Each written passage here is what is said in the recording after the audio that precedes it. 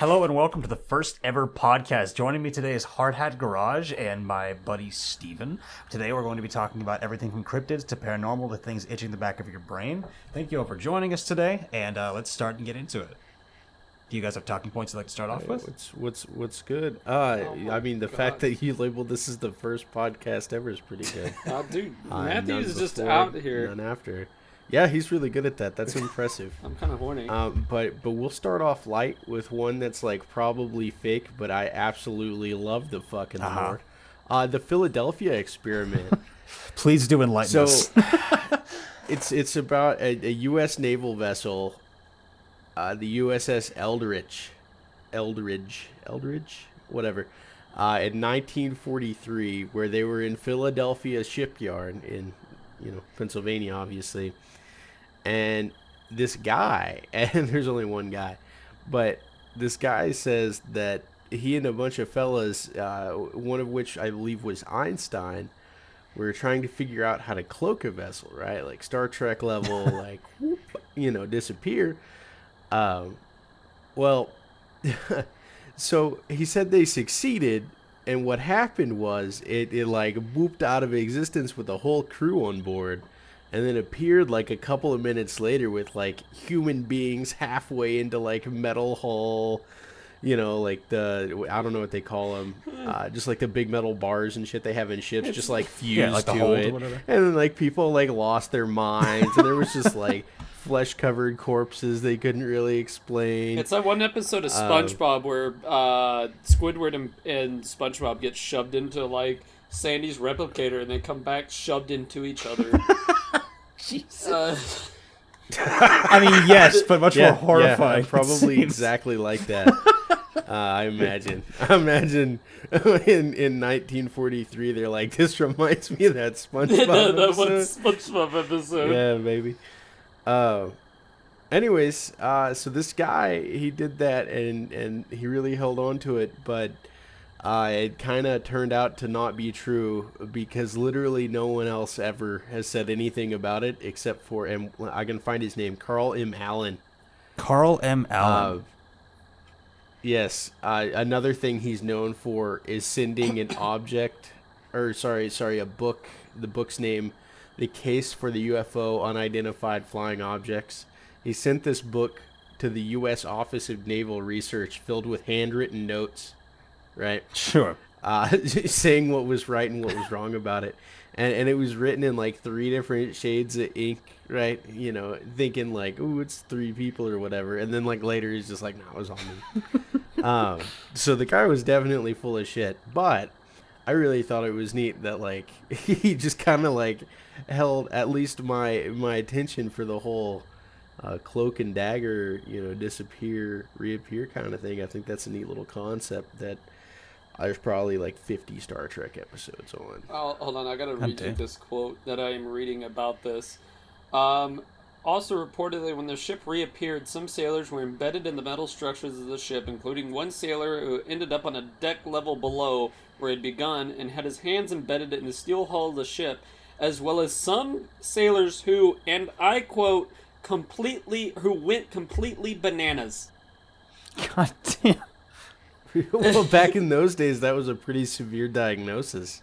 Okay, so this like in the 40s, if you went bananas, you were fucked. Yeah, you were just completely fucked.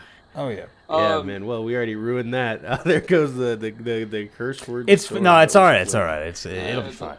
Okay, right. So this one's crazy. Another unattributed version of the story proposes that researchers were preparing magnetic and gravitational measurements of the seafloor to detect anomalies, supposedly based on Einstein's attempt to understand gravity. In this version, they were also related to secret experiments in Nazi Germany to find anti-gravity, alleged led by SS officer.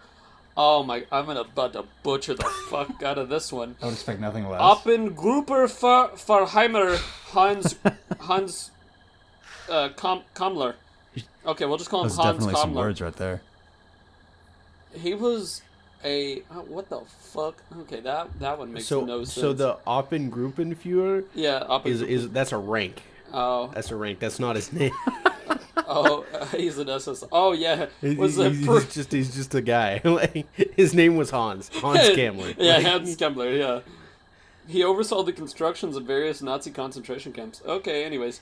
oh man, this guy was really dabbling in all the different things. Oh, hold on. You know, It even goes. He was before being put in charge of the V-2 rocket and emergency fighter programs towards the end of the war.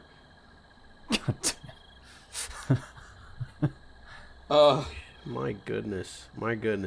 Well, it's a mess. It's obviously a fake mess, in my opinion. Yeah, no, there is no way that we were just like, oh, poop a ship. Yeah, boop. And then you know, just one guy knew about it. Everybody else kept their mouth shut all those years, and then one guy's like, "Nah, I know about this and about aliens." Okay, because that's the thing. Everything's so compartmentalized. If you know more than one thing, I start believing you less and less. Right? Like, if we are so compartmentalized that, like, you know, you can't even get your fucking password reset without a security clearance at some of these facilities, how are you gonna know more than one thing? Okay, so like, what are you, the janitor with all the keys? They're just like, yeah, we really need this guy. I mean, like, okay, that reminds me of a story of the copier repair guy, right? Okay. So don't recruit, you know, all these big heads of state to spy on people. Just, like, recruit the copier repair guy. Because then next time the copier breaks, your boy's going to go in. He's going to, like, put something, you know, in the copier that, like, sends you a copy of everything that goes through it as well, right? And so, like, instead of having to, like, sit here and pay a bunch of money and, like, nah, you know, we'll make a better life for you to some politician in the enemy state, you're just like, I'll give you $20 if you throw this thing in the copier, and that guy's down. And suddenly you know every piece of paper that goes through whatever building you're trying to spy on. But anyways, that's a side note. I don't know where I was going with that. I like spycraft. So you brought up while we're on the topic of you know, the U.S. Army and aliens. I don't know if you know, but in like July of 1952, they had several instances of, and it also made like news headlines over this, of over the top of Washington D.C., over the Capitol. They had multiple radar contacts of what they thought was enemy aircraft over the top of Washington, D.C. I thought the New York Times said that was like just aliens. Like, no, literally. The White House. So like... I'm looking at a news clip from 1952, and it says saucers swarm over Capitol. And if I remember right, there was a U.S. Air Force pilot who they sent up to go and intercept him. Of course, I believe they were flying F-80 jets at the time. And so they sent them up in the air to go and intercept.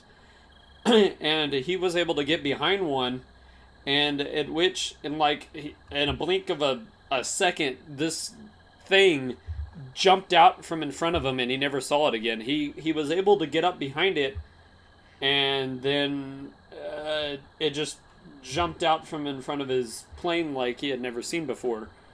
Good God. I'm trying to figure. So just fucking vanished. Yeah, and I believe at the time, was it Truman was our president during this time? Oh, by the way, you guys are good to cuss. It doesn't matter now.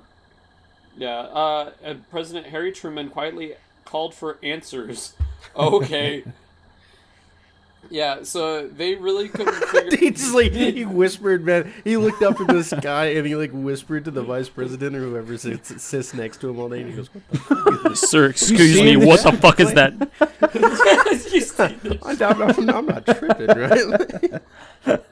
Oh, no, he called for answers from the Air Force's secret UFO investigation team called Project Blue Book. Was summoned to D.C. But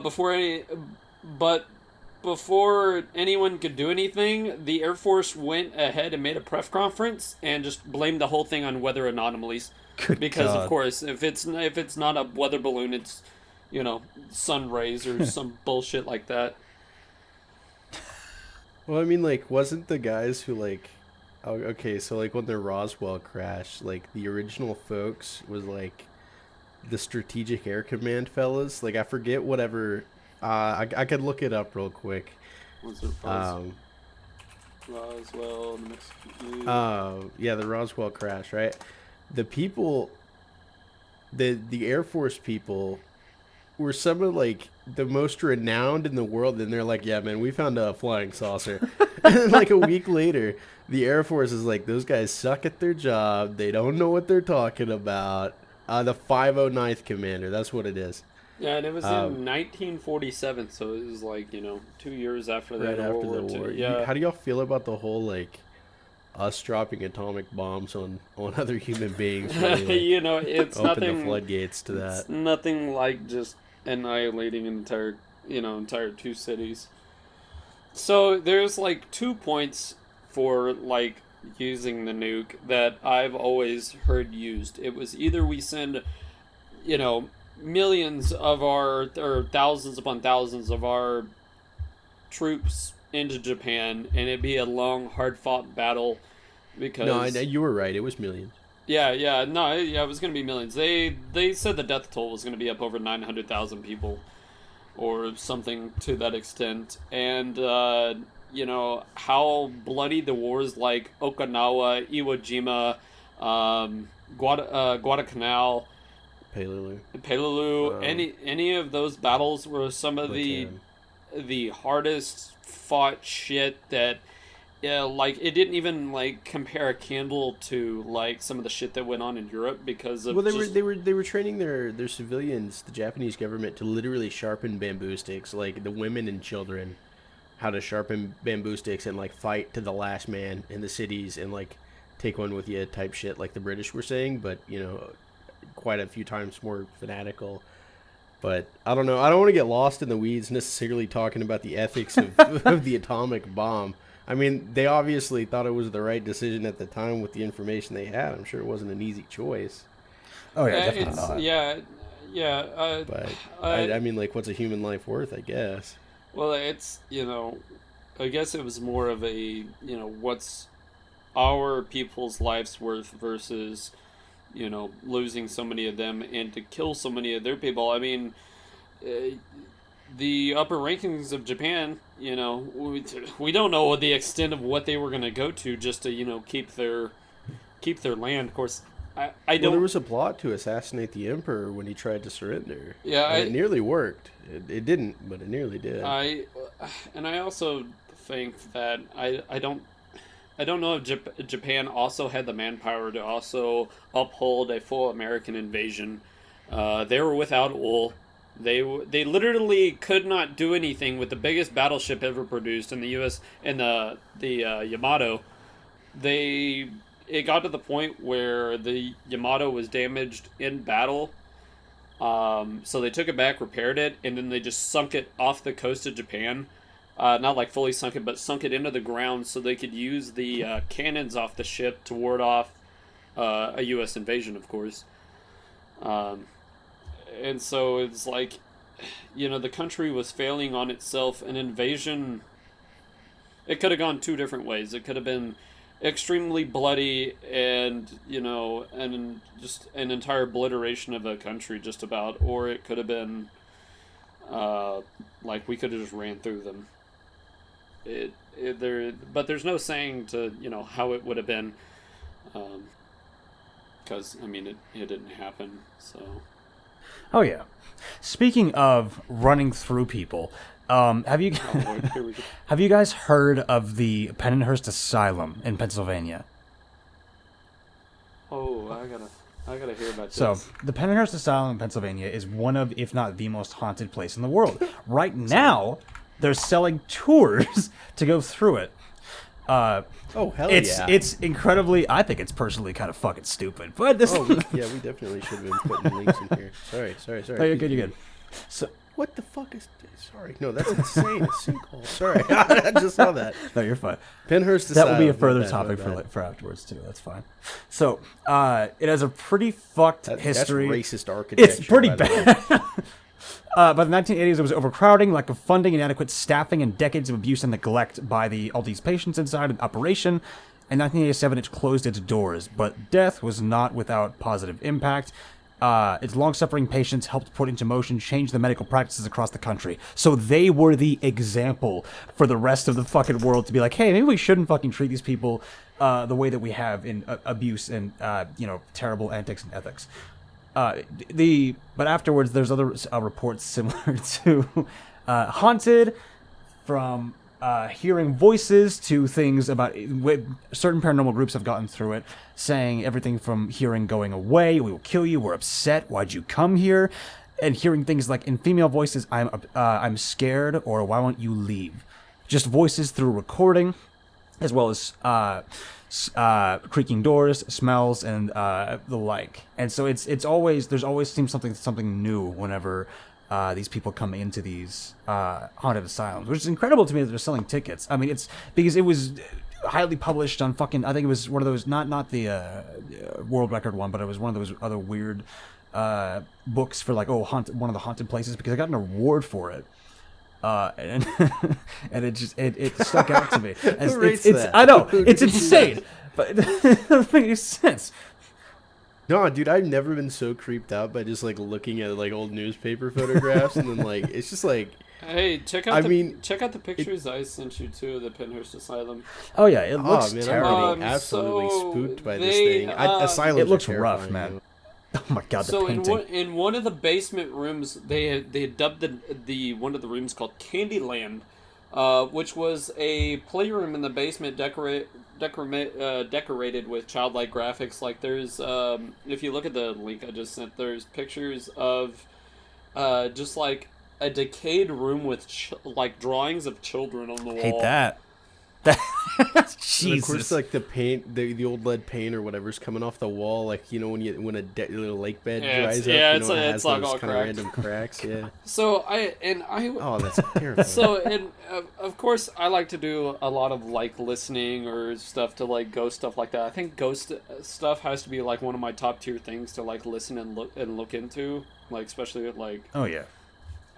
Someone other than Zach Baggins going into a place. Aaron, go in there. I want someone credited, thank you. But anyways, it seems like these places that the people have been tormented and stuff, because especially in a insane asylum, the amount of atrocities committed against a person in an insane asylum is insane. Oh yeah, well, no pun intended. Yeah. But the amount of like torture and stuff they did to these patients just because they couldn't like speak out and do anything against, because they were, and a lot of times even special needs people were put into insane asylums because they didn't know what to do with them back in the early, later 1800s and early 1900s, because they just didn't want to deal with them, so they just shoved them into insane asylums and they were just abused. Oh, yeah. I remember, I don't remember which insane asylum it was, but it was packed so tight that they were shoving like 10 to 15 people into one room. And then they end up having a, what was the name of that sickness that broke out in the early 1900s? Like the Spanish flu? No, I want to say it was like tuberculosis. Oh, shit. They had a tuberculosis breakout, in which they couldn't stop it. It ran rampant throughout the entire asylum because conditions were so shit, and they had shoved so many people inside this asylum that it just ran rampant, and just they had to start a mass grave out behind the building. Christ, that's terrible. But I mean, when it comes to like abuse in these people, it wasn't only like physical; it was mentally, it was sexually. They just beat the living shit out of these people and did not care because they didn't think they were actually like... Yeah, they didn't think they were people. People! Yeah. And so, whenever it like comes to ghost and stuff, I always think of like the most tormented people are going to be the ones that linger around and hold on to that, because I mean, what else do you have? Oh yeah. You lived your entire life of utter abuse, you're going to stick around and, torment other people. It is fantastically fucking terrible. And you had said ghosts. There is the next topic I wanted to bring up, which is called the Hole of Hell, or the Well of Barhaut in Yemen, which recently... Oh, man, dude, that guy standing next to Ooh, the edge. Yeah. So if you're listening, it's this big-ass hole in the ground, and there's this fella with like his toes dipping in. And when I say big hole, it probably looks like 40 feet, 50 feet across, infinitely deep, of course. We're gonna have to show It just some looks of these like pictures.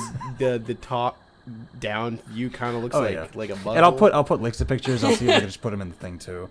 Oh, this guy's just hanging in there. Don't do that, guy. But Hey, don't... he's going down. Do you notice that he's tied to a tether rope? He's gonna go in. oh yeah, so they recently actually. No. If you scroll down some more, he's in. He's in. He's in. Oh the my hole. god, Yes. he's in that hole. September 15th, 2021 is when they Sorry. explored the hole.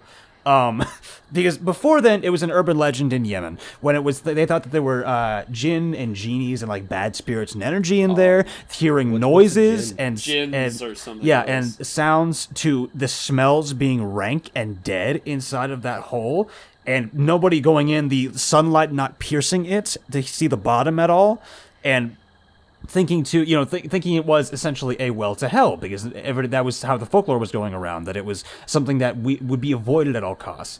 When they eventually came down and explored it, they did find bodies at the end of the hole, as well as samples of rock, soil, and water.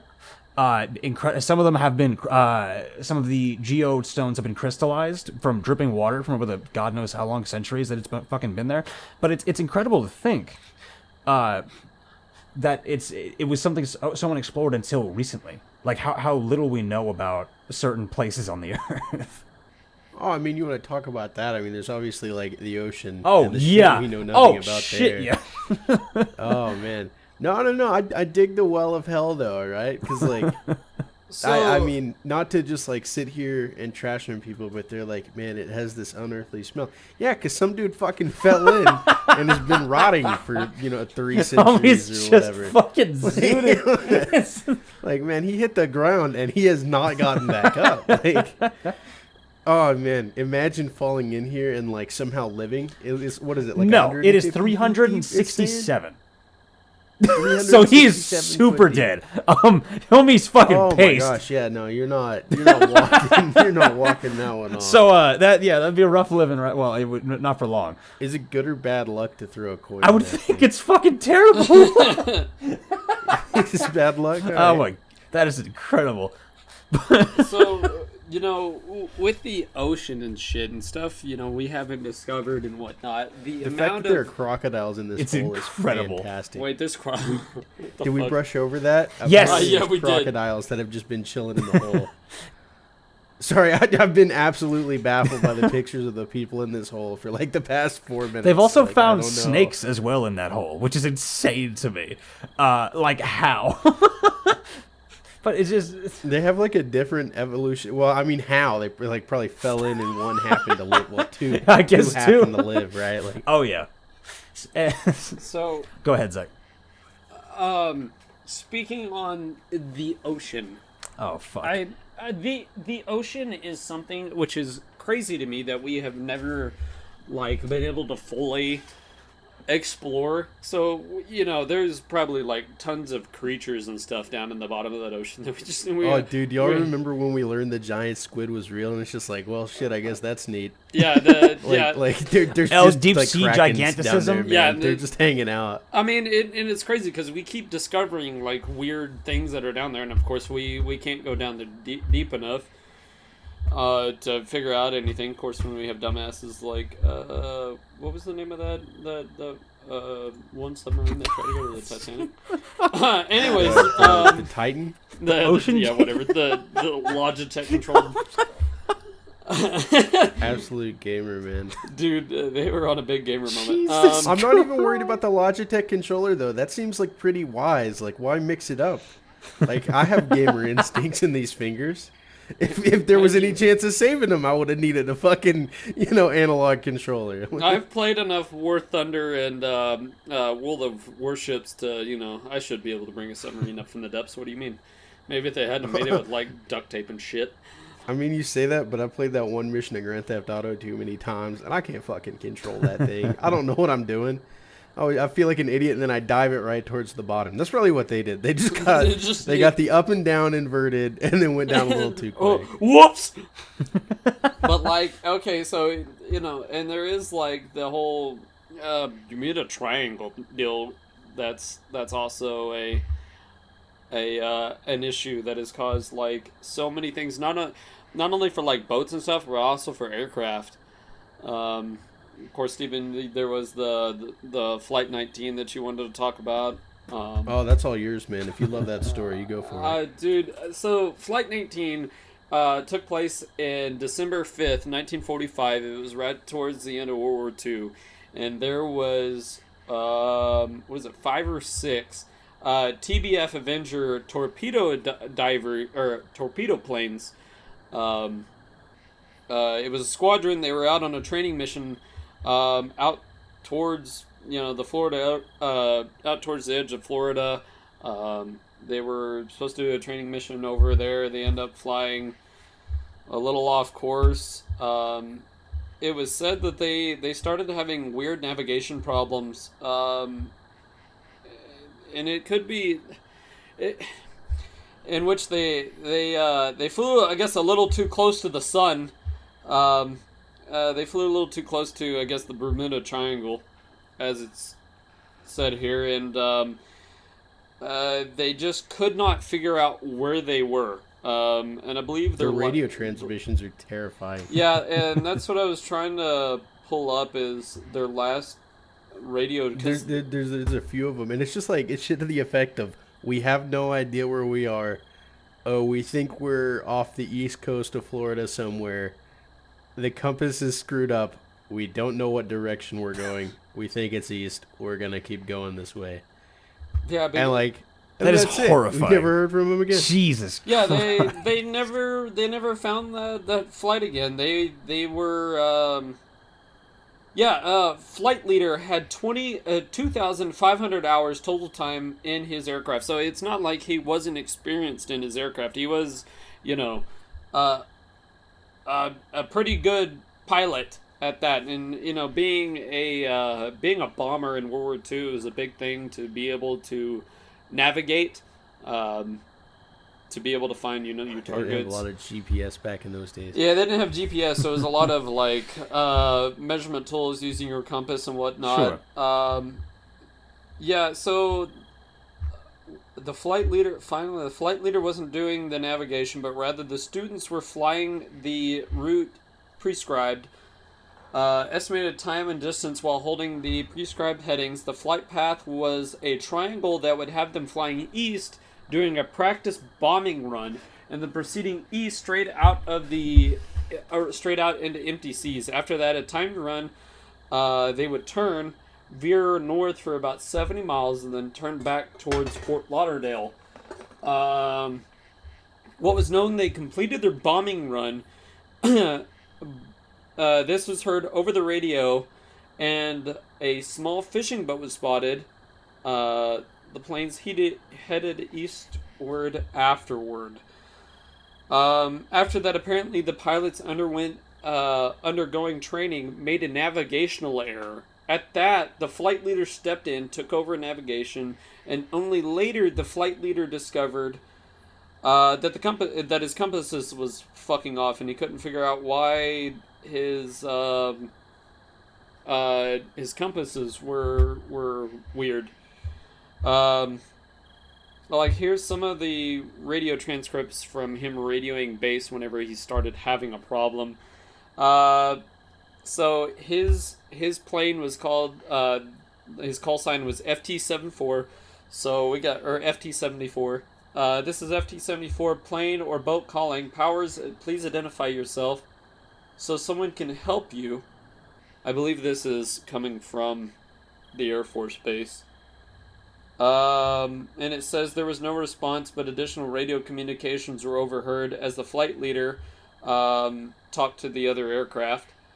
Then FT-28 to FT-74, what is your problem? He responds, both my compasses are out. I'm trying to find Fort Lauderdale. I'm over land, but it's broken. I am sure I'm in the Keys, but I don't know how far down, and I don't know how to get to Fort Lauderdale.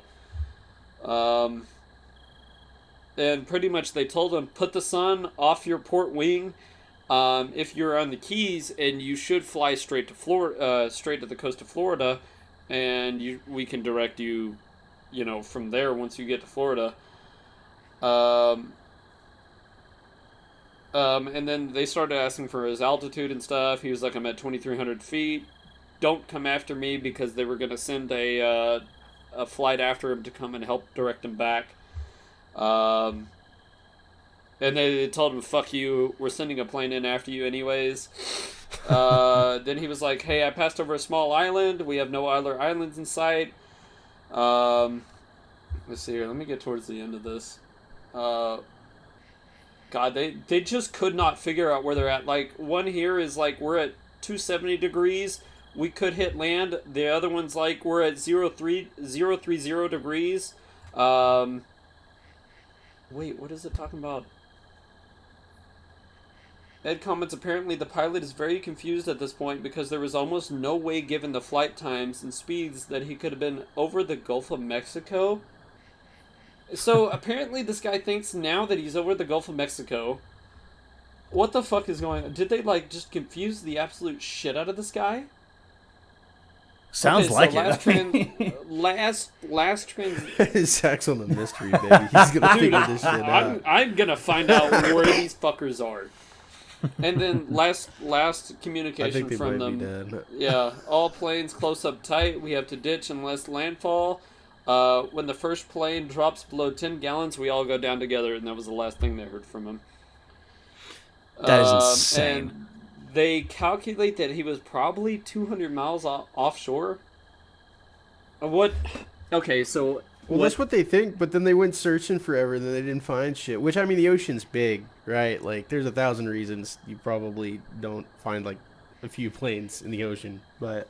Yeah, I kind of wonder if they somehow got themselves lost over the top of the water, ran out of fuel, went to ditch, they ditched but the thing is, they've never found the planes, because there was... Well, yeah, I mean, that one's not, like, terribly concerning to me, right? Like, it's just how do you get so lost like that? Like, with the Bermuda Triangle specifically, I've always, like, wondered or read or whatever. I mean, I'm not smart enough to, like, come up with these ideas on my own, but is something electromagnetic interference wise in that particular location, like some deposit of, like, metal or something happening maybe under the crust of the earth causing such fluctuations in the way, like, our, stupid ass compasses work, that it just baffles, normal ways of navigation. It's just great. Even with the pilot with enough hours to, he should be able to navigate everything just fine. Even then, they had precautions for if the compass fucked off. Here's how to help. They should have been doing, you fly at this speed for this amount of time, then you turn here, you do this for this amount of speed, and it seems like they just all got confused and just couldn't figure out how to... Of course, it was a training mission, but still... I don't know. Usually by now we should have figured out or found something from those planes. Because something would have floated. Something in that aircraft should have floated.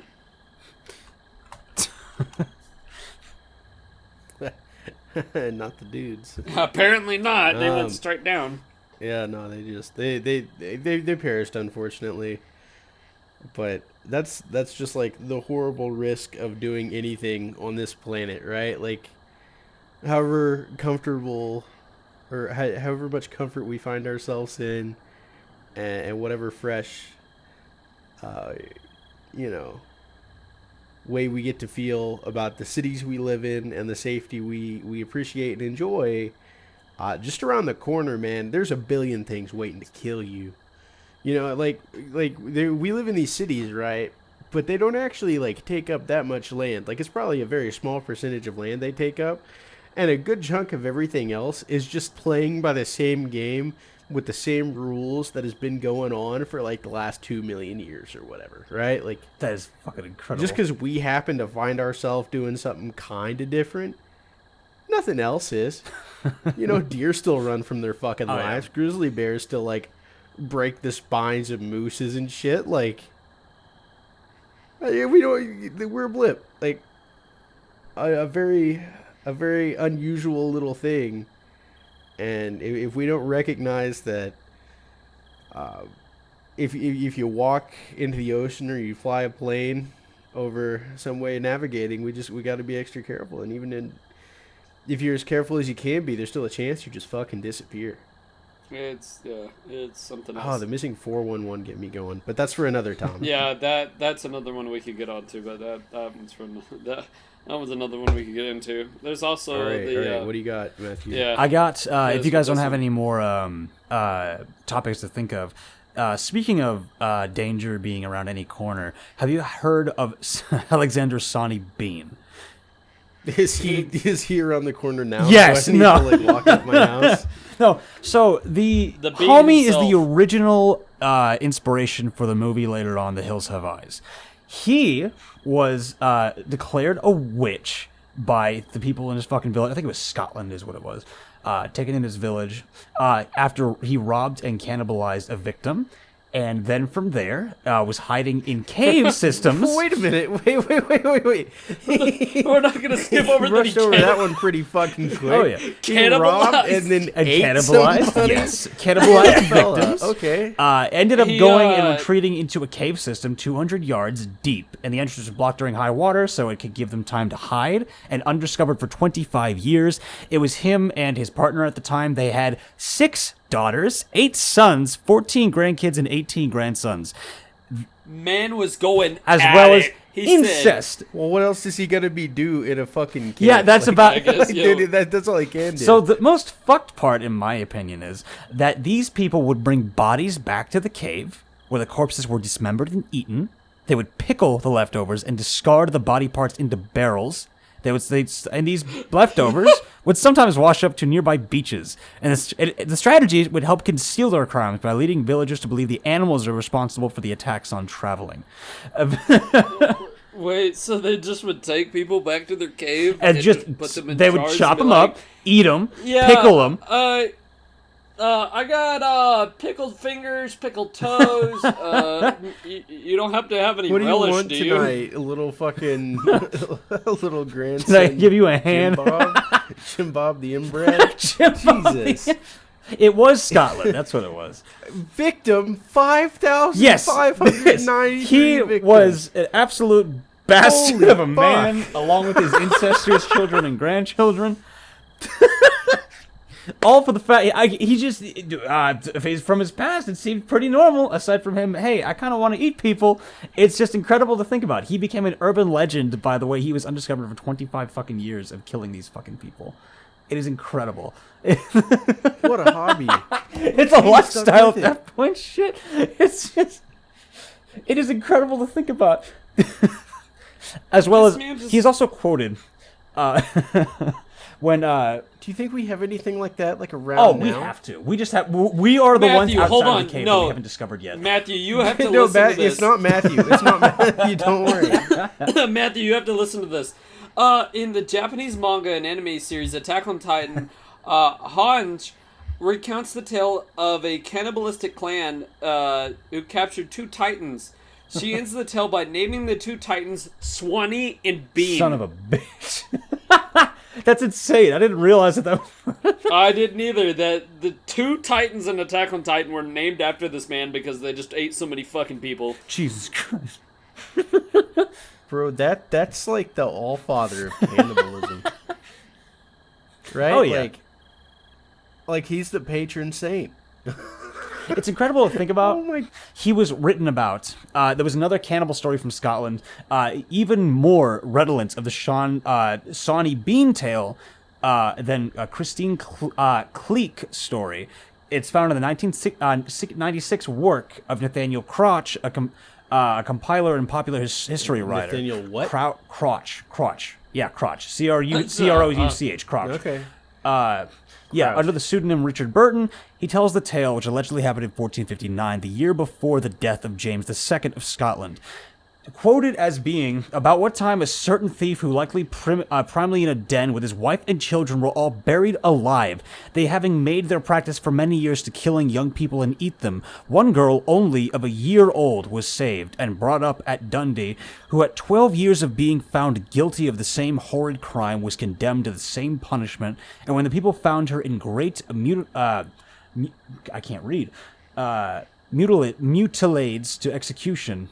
Mutiludes of execution, Jesus. Wondering at her unnatural villainy, she turned towards them with a cruel countenance, saying, this is the daughter saying, what do you thus rail at me? If I had done such as a heinous act, contrary to the nature of man, I tell you that you did, but know how pleasant the taste of man's flesh was. None of you all would forbear to eat it. And thus, with an impenitent and stubborn mind, she suffered deserves death. It is just a... She's so full of shit. Fuck you. No, man, that is horseshit. Man, it's like it's the jewels from Pulp Fiction. Like a sewer rat may taste like pumpkin pie, but I'm not gonna eat it because it's fucking filthy. You don't eat people. That is the dumbest shit I've ever heard. Nah, man, dude. No, hear me out. That's probably what the rich are doing, right? Like they know. They know. We've never had the opportunity, but they know. They know was. Maybe they're like that's why Americans are all like fat and shit, right? Like they know how to get the marbling right. Like you got to get them from birth, you know. Oh, what the fuck? Okay, so you know what? I mean, maybe I'm wrong. Maybe we need to find an opportunity. Like there has to be an opportunity in this life to eat a person, right? Yes. What? I mean, yes.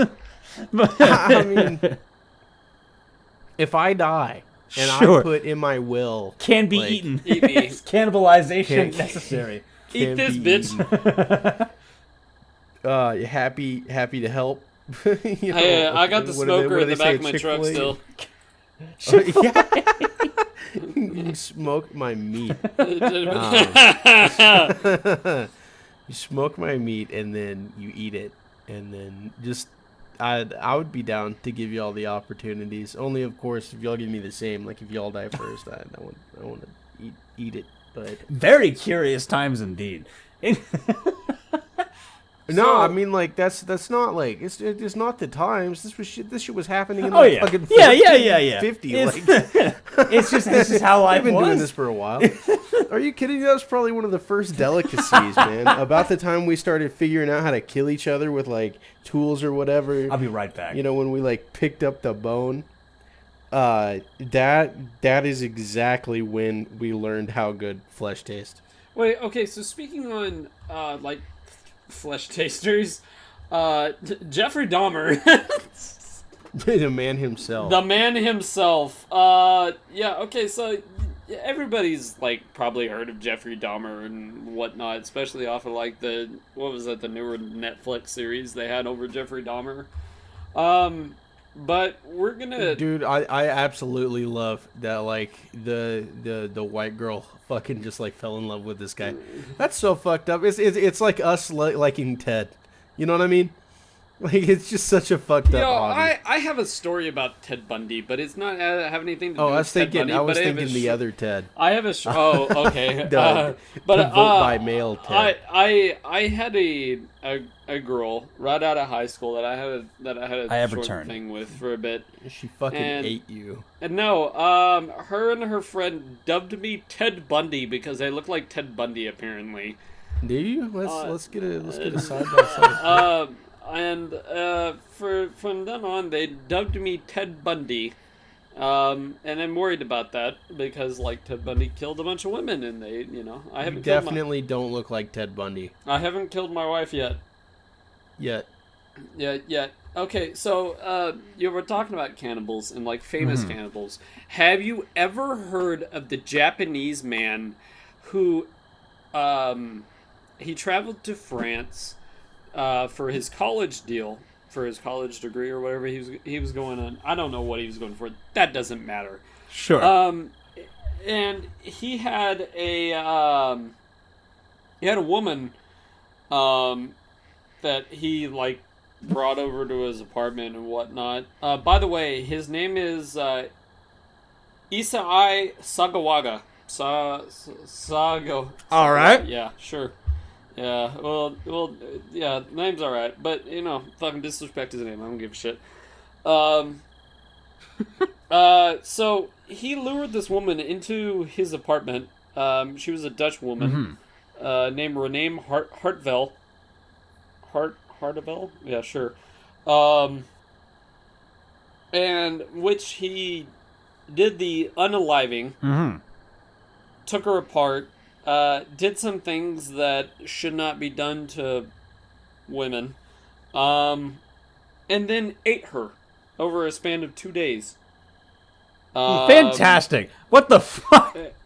And then the leftovers, he just decided that he was going to dispose in 2 suitcases, in which he was caught by the French authorities.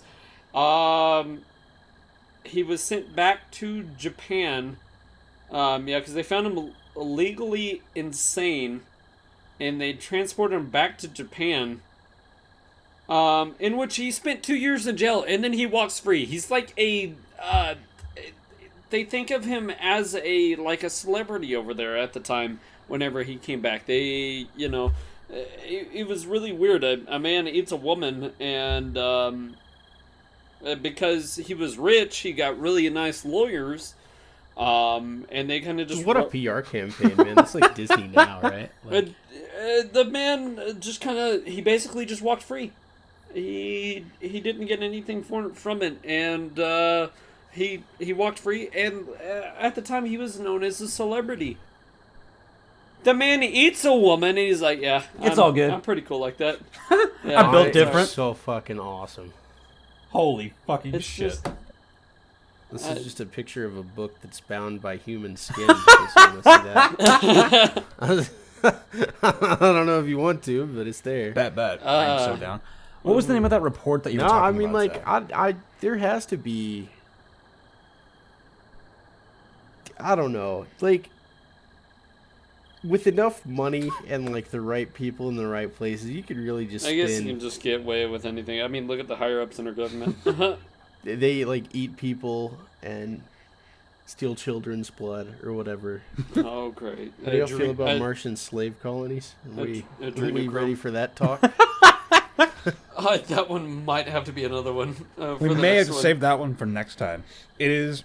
All right. Well, I'm locked and loaded. You better be ready for that one because I'm here for it. Fantastic. Matt Damon. No, not Matt Damon. What's the one that was on Top Gun? He was probably That's part incredible. of that. Tom Cruise. Tom Cruise. He was probably part of that. No, never mind. He was a Scientologist. Whatever. What's the difference? My theory is he bit a homeless woman, and then they had to take his teeth. And add another one? Sure. And they had to change his teeth, right? Because he did something wrong. So now they took one out and then squished them all together, and that's why he has the middle tooth. Jesus. Middle tooth. You know about the middle tooth? Yes, I am very aware of the middle tooth, man.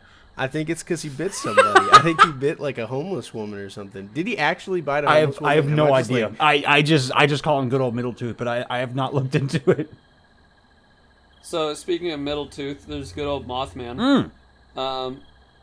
Which is West Virginian. Let's save this for next time. I got a scoot and skedaddle, fellas. No, we okay. All right. This is fair. Dang old Mothman is coming up in the next one. Episode 2, the Mothman. The Mothman and how the Mars invaded us and just took us all as captures. No, I think we're doing the. You know what? I won't get into it now. I will start talking about the Martian slave colonies that most allegedly do or do not exist. But always a pleasure talking to you, fellas. Yes, sir. It was a good talk. Always We definitely have a lot of listening. information to continue on because we could just continue on about the same topics just on the next one. This is so exciting. I can just meander for hours. In fact, that's how I like. This is how it is built. This is true. time. I don't know. Awesome. Yeah, I got more alien and ghost stories. Oh yeah, I got shit I'm already writing down for next time. Thank you guys for joining me on this. We are all fucking getting this on. That was a hell of a fucking start. We're getting it on. You heard it. Thank y'all for stopping by. Thank you, Hard Hat, and thank you, Steven, for joining. Wow, that really hurt my feeling. I've known you. No, for I was years. thinking hot swap. Same difference. But no, fucking, it doesn't fucking dumb. Thank you all for listening. Hope you all enjoyed the first episode. See you guys in the next one. They will be linked in the previous episodes, and hopefully on Spotify very soon, as well as Audio Boom. So we're gonna see how that goes. Thank you guys. everybody have a great night. Thank you for listening. See you next time. Goodbye.